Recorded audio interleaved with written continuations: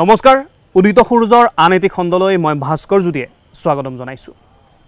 আজি আমি আহিছোঁ হাজোৰ এটা ঐতিহাসিক স্থান, সেয়া হৈছে পুৱামক্কা। এই পুৱামক্কাক সম্প্ৰীতিৰ মিলনভূমি বুলি কোৱা হয়। আজি জানো আহকচোন পুৱামক্কাৰ ইতিহাসৰ লগতে ইয়াৰ লগত থকা লোকবিশ্বাসৰ বিষয়ে।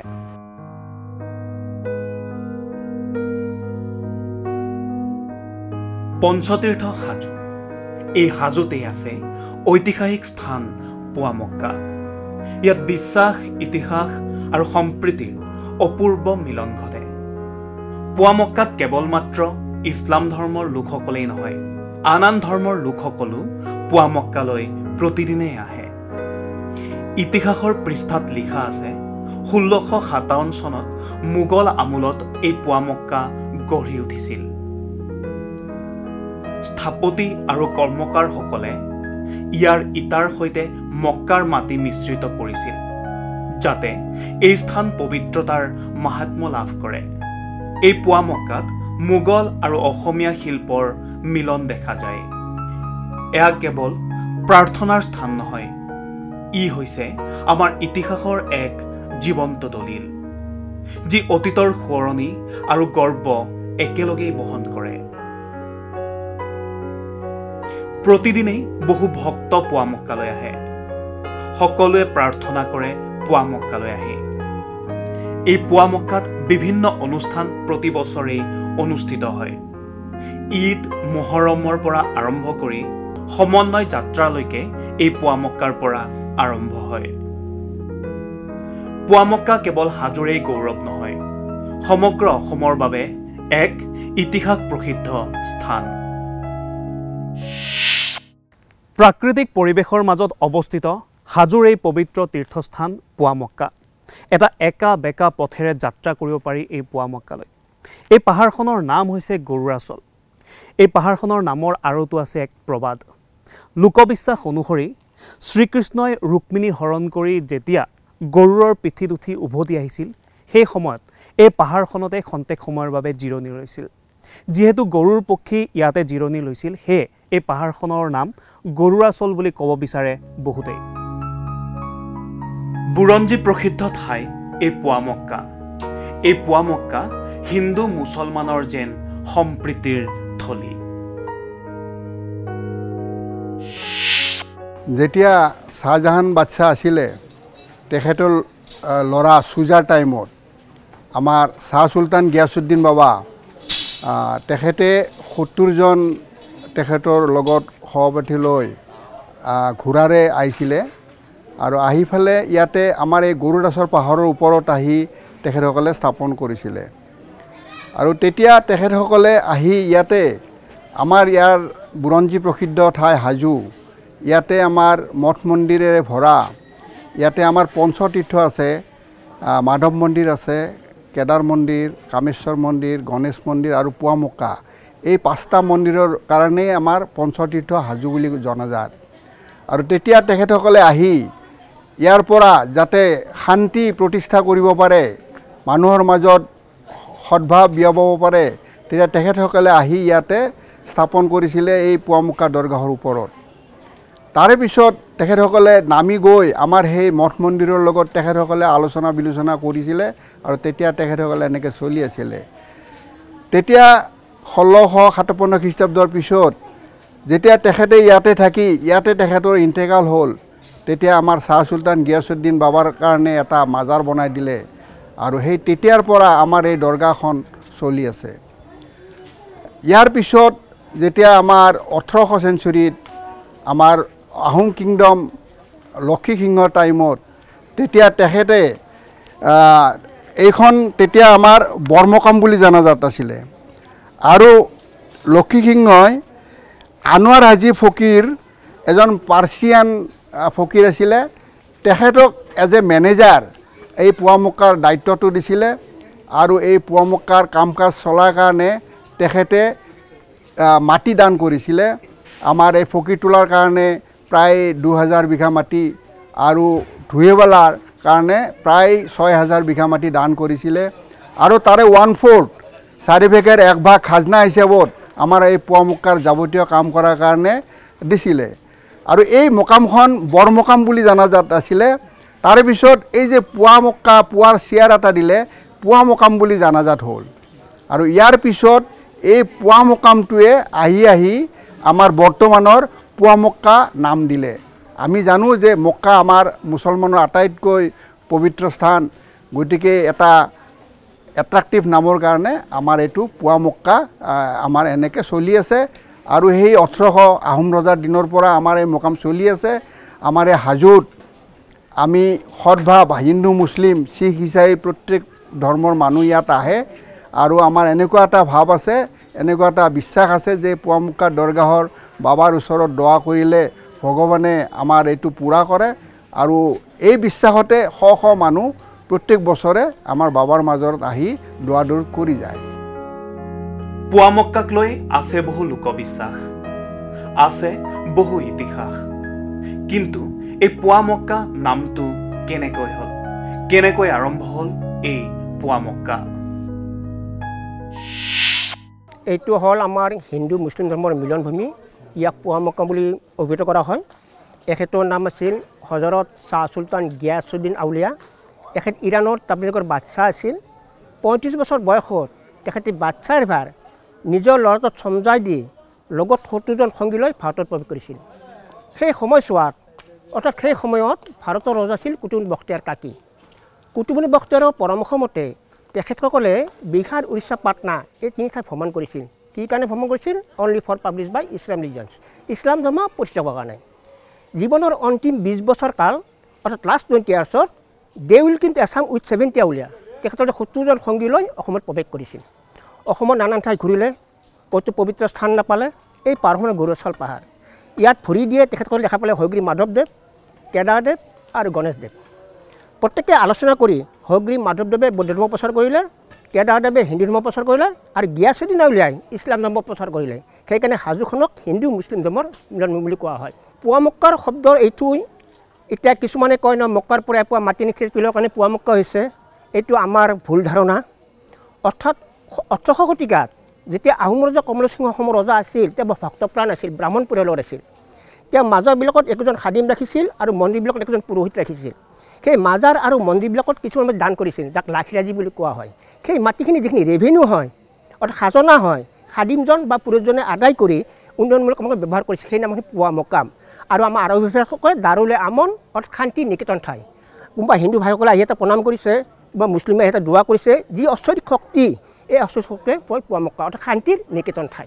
ইয়াতে ডাঙৰ উৎসৱ হয় 1996ত আমাৰ হাজোৰ পুৱা মক্কা দৰগাহৰ খাদিম চাহেব, মাধৱ মন্দিৰৰ দলৈ, হাজোৰ বিশিষ্ট ব্যক্তিবিলাকে সদৌ অসম ছাত্ৰ সন্থাৰ জৰিয়তে এটি মণিকূট কৰে 1 মাঘৰ দিনা পুৱা মক্কা গেটৰ পৰা মাধৱ মন্দিৰলৈ।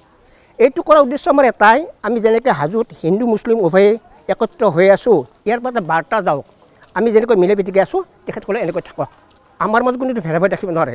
তাৰোপৰি আমাৰ হাজোত সুনাম আছে, যেতিয়া মাঘ বিহু হ'ব, আমাক কোনোবা হুছেইন আহমেদে যে সহায় কৰে, আৰু যেতিয়া আমাৰ ঈদৰ ফাংচন হয় কোনোবা দাস কলিতাই আমাক সহায় কৰে। গতিকে এইটো আমাৰ যাতায়াতটো সম্পূৰ্ণ মিল আছে। এইটো কোৱাৰ উদ্দেশ্য এটাই, আমি যেনেকৈ মিলি পিটিকে আছোঁ, আমাৰ মাজত ভেদাভেদ ৰাখিব নালাগে, যিহেতু আমি একাখন জাতীয় তেওঁলোকৰ প্ৰতীক, গতিকে আমি এনেকৈ মিলি পিটিকে থাকিব লাগে। আমাৰ ইয়াতে বছৰেকত এটা উৎসৱ হয়, উৰুচ বুলি কয়।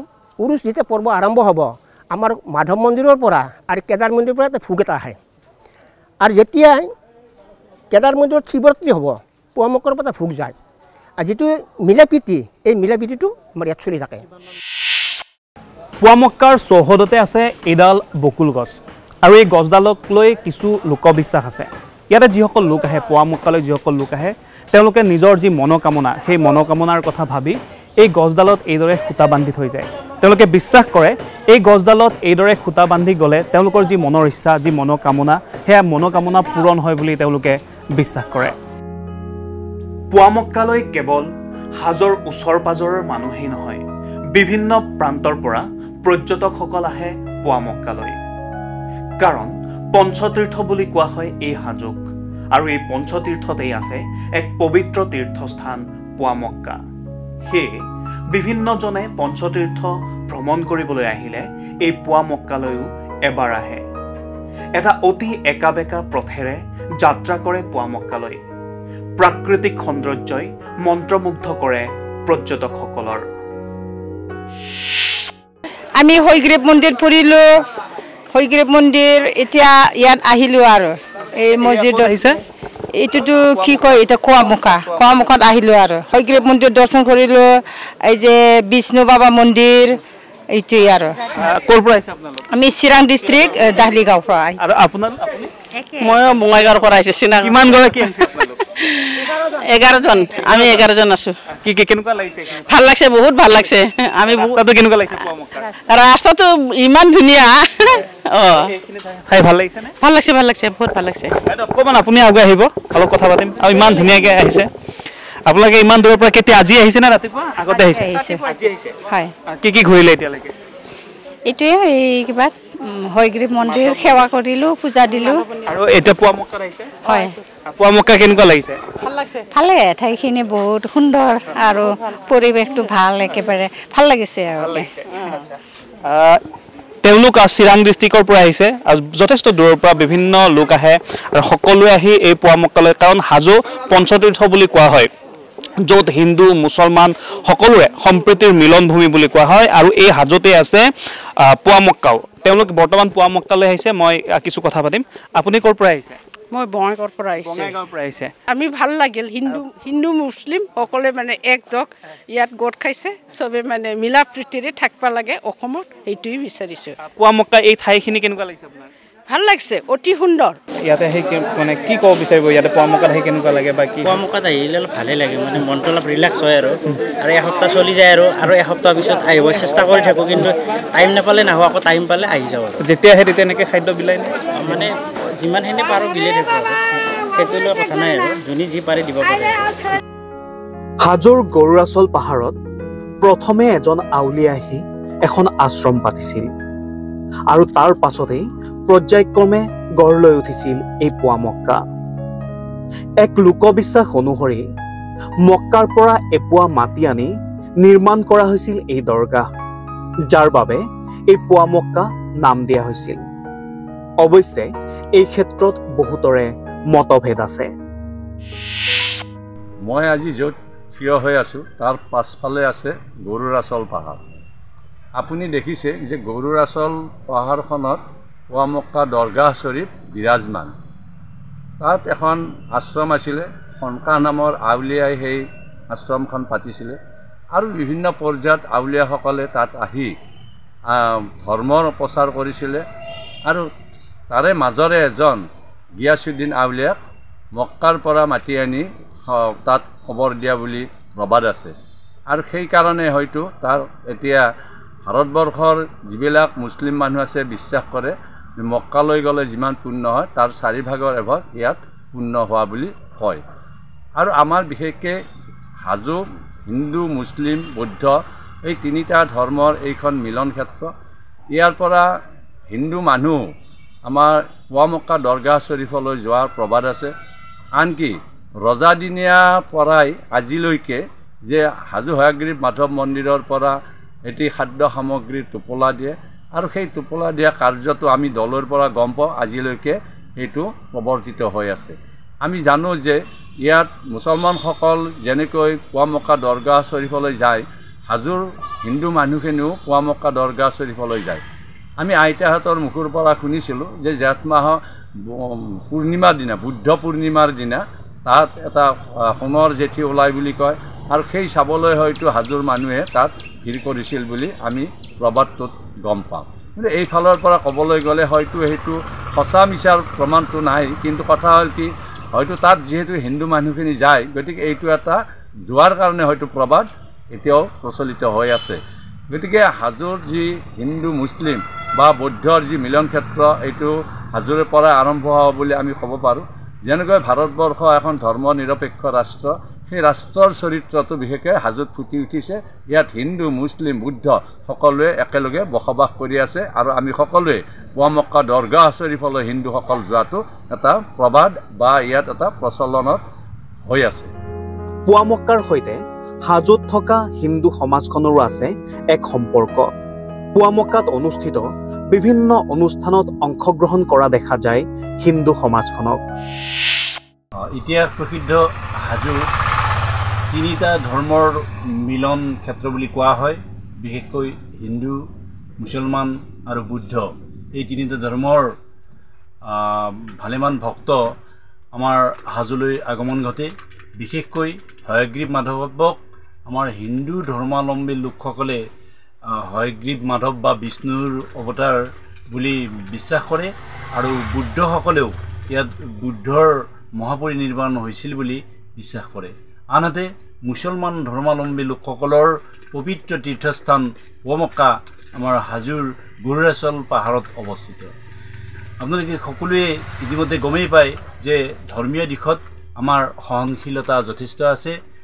কাৰণ কিয় আজি যেতিয়া পুৱামক্কাত উৰুচ উৎসৱ উদযাপিত হয়, তাত যিসকল ভক্তৰ আগমন ঘটে সেইসকল ভক্তই হয়গ্ৰীৱ মাধৱ বা পঞ্চতীৰ্থ আহি দৰ্শন কৰি যায়। আনহাতে আমাৰ উৰুচ উৎসৱত আমাৰ হিন্দু ধৰ্মাৱলম্বী বহু লোক তালৈকে গৈ দোৱা মাগে। আৰু লগতে জেঠ মাহৰ যিটো জেঠী পূৰ্ণিমা বুলি কোৱা হয়, এটা বিশ্বাস আছে যে তাত সোণৰ জেঠী ওলায় বুলি। কিন্তু ঘটনাটো হ'ল এইটোৱে সত্যতা কিমান দূৰ নাজানো যদিও ভক্তসকলৰ যিটো বিশ্বাস, সেই বিশ্বাস সৰুগত কৰি ভালেমান হিন্দু ধৰ্মাৱলম্বী লোক সেই জেঠ মাহত পুৱামক্কা দৰগাহ শ্বৰীফত গৈ দোৱা মাগে। গতিকে এনেকুৱা ধৰণে আমাৰ হিন্দু মুছলমানৰ যিটো সমন্বয়, সেই সমন্বয়টো বৰ্তি আছে।